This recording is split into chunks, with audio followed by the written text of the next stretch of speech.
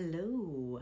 So, I thought I would do a recording on a book that I've had for a many, many moons, many, many suns, many, many clouds, many, many rains, many, many weather patterns. I wouldn't say many, many tornadoes because I don't live in tornado area, thank goodness. But for a long time now. And I got this a while ago. I personally study all sorts of things. When I studied belief, I wanted to study it from all sort of metaphysical, religious. I studied Dr. Bruce Lipton. I studied all sorts of Christianity, like I said, New Age. I even studied New Thought. I thought I'm going to study everything to understand what belief really looks like. I thought that would be just a good road to go down to really understand. So I got Neville Goddard's The Reader, the complete reader. Now I personally like this book. I've read parts of it for a while, and I pulled it off my shelf today and thought, why not read a sentence and talk about it?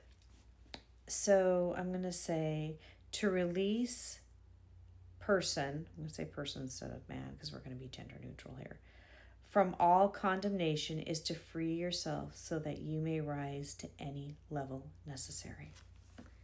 So the other day I talked about judgment and how there's a difference between judgment and discernment.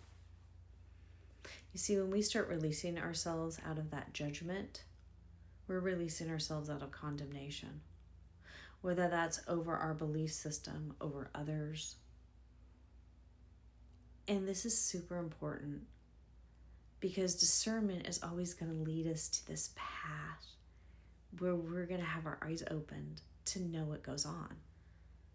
Judgment leaves us in that condemnation.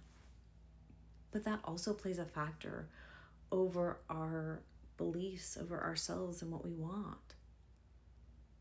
Am I worthy of this? That's going to make us go into judgment or condemnation. Or how come this person gets it and I don't? Well, a lot of times it could be you're not ready. When it comes to, I have a story of a puppy. Many years ago, I got a dog that was 1.5 years. And when I first got her, there was still a little bit of a struggle because I was her third home. But in that struggle, what happened is I fell in love and I had her for 18 years. And it was really hard when she passed. However, because I dealt with a sick dog, because I got her as a puppy, because I was with her for all those years and with her in a move and everything along those lines. I was with her, with a dog attack and just, she's just wonderful, wonderful dog she was. I now have a puppy. Yes, a puppy. But she prepared me for that puppy because this puppy, oh my goodness. We call him Stinker Butt for a reason. That's one of his nicknames.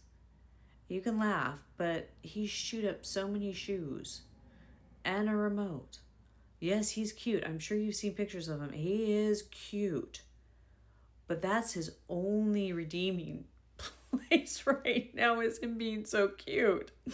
If he wasn't, I don't know what I'd do. But if it wasn't for my other dog preparing me for 18 years, because she was so sweet. Oh my gosh, she was the sweetest thing I have ever wanted. I mean, I've known some dogs, and this dog was sweet. She was just like, my older dog that passed away. But see, she prepared me for that. I wouldn't have been prepared for the puppy. I wouldn't have been prepared for that stinker butt puppy if it wouldn't have been for my other dog, Poochie. You see, that's what it's like. But if I had gone into judgment or condemning the situation, I wouldn't be prepared.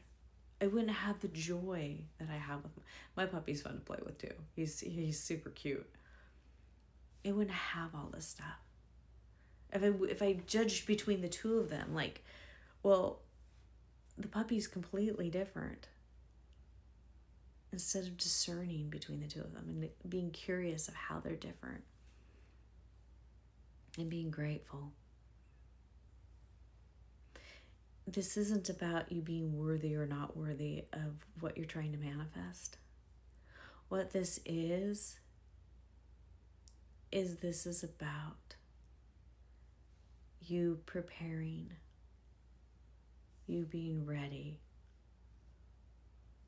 and it aligning with your destiny for you to receive what's there. And it's letting go of the past and embracing the present, because the present is a present. So on that note, I'll see you next time.